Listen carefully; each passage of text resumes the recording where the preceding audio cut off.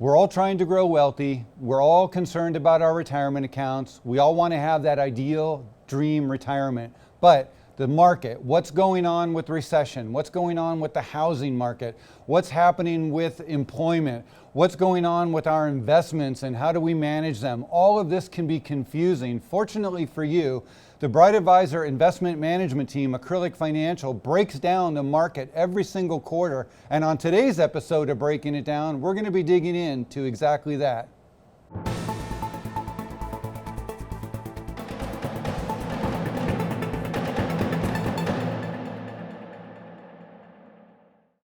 Hi, welcome back to another episode of Breaking It Down. My name's Scott McLean and I'll be your host. On today's show, we have a very special edition where we're digging into the quarterly market review by Acrylic Financial, who happens to be the investment manager for the Bright Advisor Financial Services Company.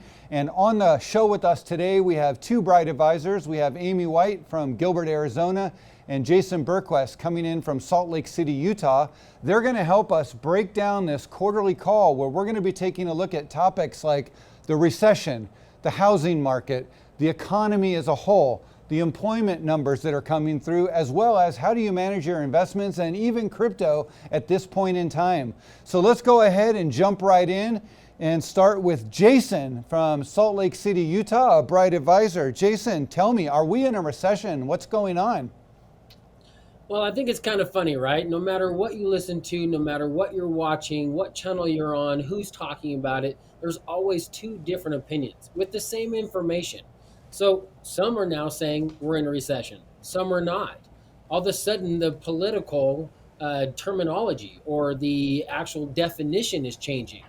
But what we're going with here from Bright and Acrylic is that we do believe that we still are in a recession. There have been 2 consecutive quarters of falling GDP. So according to how we're managing people's accounts and what we're doing to help people, we are managing it like we are in a recession. Quarter 1, it was down negative 1.6. Quarter 2 is down negative 0.09, albeit small, still negative, 2 quarters in a row. And that's how we're working with people and helping them. Jason, you nailed it. That basically says that we're in a recession, and that's how we're treating it, and I'm with you on that one. Amy, let's go to you with housing. This was a great call to Charles Trular from Acrylic Financial. He's the founder of Acrylic Financial, as well as Acrylic Capital Group, and he does this quarterly review that he did, and he basically went through all of this. What was your take on Acrylic's take on the housing market? I really enjoyed what he had to say about the housing market, in part because over the last couple of years, all of us has watched as housing prices have just gone crazy. They have increased exponentially, and quite frankly, it's a little bit scary for the average consumer. And one of the things that he was talking about is how we saw a very similar boom in 77 to 82, and a lot of the baby boomers ended up purchasing homes, and we're starting to see that same trend with millennials as first-time home buyers. What's happening, though, is we're starting to slowly see an uptick in interest rates. And as a result, hopefully, that means that it'll start kind of evening out. But as Jason was mentioning, there's always 2 sides to every story. And I've got friends that are realtors that are super optimistic and think the sky's the limit. And I've got other friends who are realtors that are like, we're going to start seeing some major slowdowns. The other thing I look at, too, is I do have millennial kids. And so I've got 3 kids. All of them are trying to go through. One of them actually has a home she purchased in 2019. And then the other 2 are trying to go through and purchase homes. And quite frankly, they're priced out of the market. They are great kids. They do very well, but they cannot afford to go through and purchase a home. And I think that as we start to see more and more people being priced out of the market, we're going to start seeing some issues with home ownership. Because in the past, home ownership has always been a great way for people to build wealth. And if we cannot go through and do some of those traditional wealth building methods, that's going to cause problems eventually as we start to see people go into retirement. Yeah, I agree with you. And I think also, there's a lot of sources out there, like Fannie Mae, for example, was saying that we're looking at a possible 37% reduction in home prices, a major drop off. But at the same time, we have a record number of millennials, like you were saying, that are trying to buy these housing. So maybe the bust won't be as bad as it was in the past. What was the take on that? Yeah.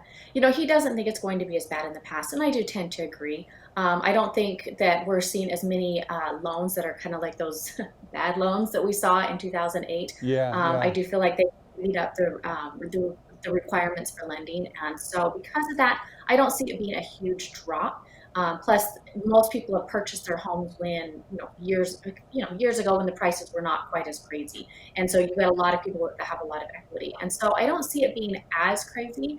But quite frankly, I do kind of hope things level out a little bit. I don't think that we can continue to sustain the rates. If we do, we're going to end up like New Zealand, which one of the countries that Charles mentioned, where the rents have gone out of control because people can't afford to go through and buy homes. And I think we've definitely seen that, especially in some of the larger country, excuse me, some of the larger cities here in the United States. Well, there we have it. So we are estimated to experience a housing downturn, but maybe not as bad as in the past. And Amy, I appreciate that. Let's go back to you, Jason, on the economy. What was talked about on this was several things. We talked about the monetary policy and also the Inflation Reduction Act. 472 billion was being placed into the marketplace, or being printed essentially. We're printing money to help inflation. The general concern off the top was printing money. How does that help inflation? We talked about some of that money is obviously going to solar and clean energy, and that will be helpful. It's also going to raise taxes on U.S.-based corporations and high earners, so that'll help generate some revenue. 64 billion to the Affordable Care Act to help out the marketplace, and then 80 billion to IRS agents over the next 10 years. And so there's 369 billion that's being left to spend on climate. And so what was the general consensus on all of this? What's going to happen with inflation, and what's this bill going to do towards that? Did you derive any points from that? Yeah, I mean, obviously there's a lot of information to gather there. There's a lot of differing opinions on it. The problem that we have is the more money that we print, right? This monetary policy, and we continue to print more money. What other cause and effect will that have, right? Looking at this bill and seeing where the money is being deployed. Sure, right? We have solar, clean energy. But at the same time, when we say let's use our clean cars, right? California specifically, well, let's not plug our cars in at night because we have a crisis with energy. So where do we go? How do we fix the problem? And it's all over the place. So what is the best answer? I don't know, right? Yeah, we're trying to bring in more tax dollars. It's a little scary to think that we're going to put $80 billion into the IRS to bring 80,000 new officers. But will that help the problem? Yes, no, maybe so. But the inflation side of things going up, at the same time we're printing more, and we're about to talk about unemployment here next, there's not a great answer on the table at the moment. Yeah, let's talk about employment. Maybe both of you can comment on that. Right now it says on the surface, the numbers are up, but what's really going on? What did we hear or learn about in our quarterly market call? Well, the biggest thing I think that we gathered from that is that, yes, unemployment numbers are up, and is it a legit number? Well, we need to look at a couple other points. Most households are either the breadwinner's picking up a second job, or the spouse is going and getting a job. So we're adding more employment, right, through each individual household. Not necessarily is the unemployment down, even though some of the big companies are laying people off, right? COVID caused a lot of effect with that, and people being able to work from home, and you can hire all across the world rather than just right here locally. Amy, what's your take on it? I tend to agree with you. I think that the unemployment numbers are skewed. I don't think that they're accurate right now. And I think that there's a lot of people that are either wanting better jobs, even if they're employed, they may not be as employed as they want to be, meaning they're not making enough money. It's interesting. I noticed that one of the things he talked about is how wages are up 5.2%, but yet people feel like their buying power has decreased. And I've definitely seen that in my personal life. I mean, our wages have gone up this year, but I feel like I'm having to, tighten my budget consistently every single month because of the cost of inflation. The August numbers just barely came out, and it was up 0.6%, which it was funny because everybody was talking about how oh my gosh, I can't believe it's gone up. And I was like, what world are you living in? Like everything's increasing. And so for the talking heads to be like, oh yeah, we didn't expect it to be this high, I just wanted to laugh because quite frankly, it is high. And I think we all know too that the inflation numbers probably aren't that accurate either. I mean, we've got very similar problems to what we have with unemployment in the sense that they're fudged. I mean, people make them say what they want them to say. And so I do think that we have some major problems coming down the pipeline with employment/unemployment. I think we're definitely going to start seeing some problems there. And I do think that inflation is going to continue to be an issue and is going to continue to increase. And until we can get a handle on both of those, we're going to continue to have problems. I know that the Fed is expected to increase the rate by 0.75% next week, which, will hopefully help inflation, but I don't think it's going to be enough long term. Hey, thanks, Amy. And I want to make a quick note to remind everyone who's watching that these are not necessarily our opinions, and we're not giving advice on what you should be doing. We're giving our opinion and our understanding of what we think is happening with the market. If you want to talk specifically about your situation and how the markets affect you and your specific situation, then you have to schedule a one-on-one planning session with your current financial advisor or meet with the Bright Advisor team to talk to you about your specific situation. This is our general outlook on the market, and we make our investment decisions based on what we think is going to be happening in the financial space. The next piece that I want to talk about is investment management, and specifically drawdown, and how long does it take when there is a drawdown for the markets to rebound. And if you look back in 2008, we had a massive drawdown that took about 8 years to rebound out of this drawdown. And it took you 8 years to get back to zero. You have $1 million in your retirement account. It might have dropped down as low as 50%. So you might have been down to $500,000, and it took another 8 years to get back to where you were before that drawdown started. Most drawdowns average about 6 months. And so if you take a look at where we are in the current market right now, starting in November when we tipped, came over the top and started dropping down, when you roll through July, it looks like July or June might have been near the bottom of this current drawdown. We're not sure yet. As of today, the market took a pretty big drop, so we'll have to take a look at that and see what that affects. But as of us preparing this presentation for you, it looks like we were coming out of the bottom and possibly heading back up. A key is to always pay attention to your drawdowns and how long does it take for your portfolio to come back out of that drawdown. The second thing that we wanted to talk about, or that was talked about in a market recession or in the state of the market, was recession-proof positions. And what type of positions, where do you put your money when the market is in a recession? Where do you go when the stock market keeps dropping and dropping and dropping? And what came up as a discussion, again, from Charles Trular, who's the founder of Acrylic Financial and the Acrylic Capital Group, which manages a hedge fund, the basic 4 strategies were commodities, farming and agriculture looks good in the near future. Discount stores like Dollar Tree, TJ Maxx, Ross, and Walmart. Again, I'm not making stock recommendations for you. I'm telling you what Acrylic is looking at and Bright Advisor is looking at for our client portfolios based on our one-on-one meetings with our clients. And then also some healthcare related investments, and the hedge fund also has advanced hedging techniques that we can layer in on all of these. And so if you're concerned about where to put your investments in the stock market, the general consensus was to schedule a one-on-one planning session with your current advisor or meet with the Bright Advisor team and get that one-on-one advice, how to allocate your portfolio into one or more of those 4 areas that we just talked about.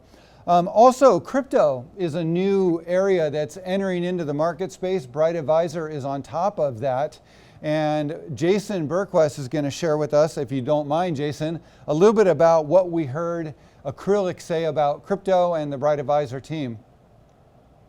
Yeah, crypto was one of my favorite things to talk about right now. And the thing is, even according to Acrylic, this is not just my opinion. I tend to agree with what Acrylic said, but crypto is here to stay. And why do we know that? Why are we thinking that? Well, the biggest investment groups in the world, BlackRock, is adding Bitcoin to its portfolio. billions in potential credibility, right? All of these huge investment groups, all of these institutional investments have had all this money on the side, and they're now starting to add that.